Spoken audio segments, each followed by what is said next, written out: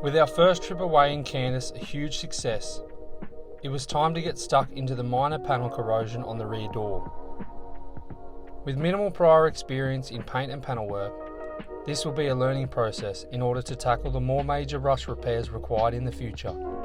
I started by stripping the rear paint that was bubbling up, taking it right back to bare metal with a generous border to make sure that we had removed all of the corrosive material underneath.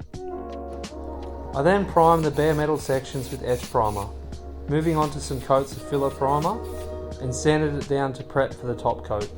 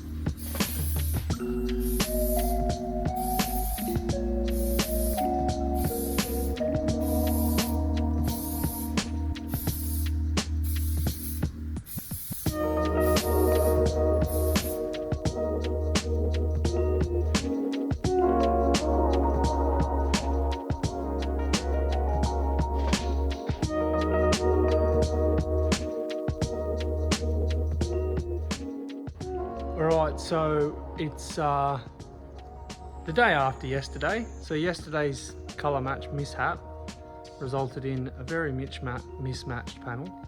So we went and got the original Alpine White or Sabrin White, and we're going to give it another go today. See if we can get it to match close enough and blend in, and get this rear door back together. And then we're going to do a little fit out in the back, so stay tuned for that.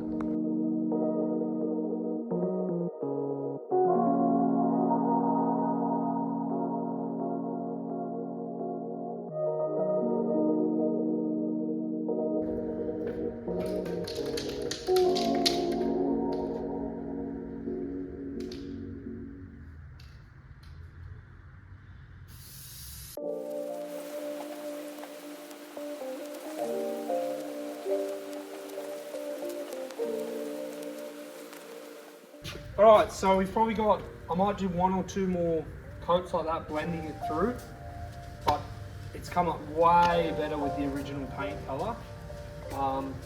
So yeah, and then I'll get 2000 grit wet and dry and I'll sand all that back, and then at some point we'll give it a cut and polish to just bring the sheen through a little bit more. So yeah.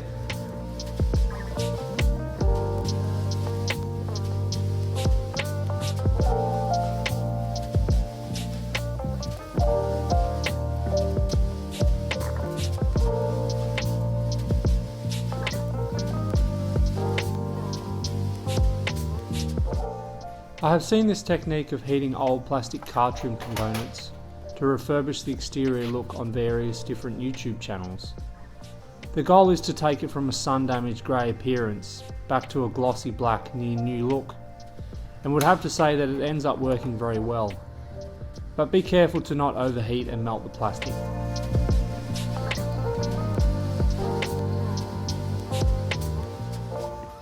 So that's what it ends up looking like when you flame it a bit.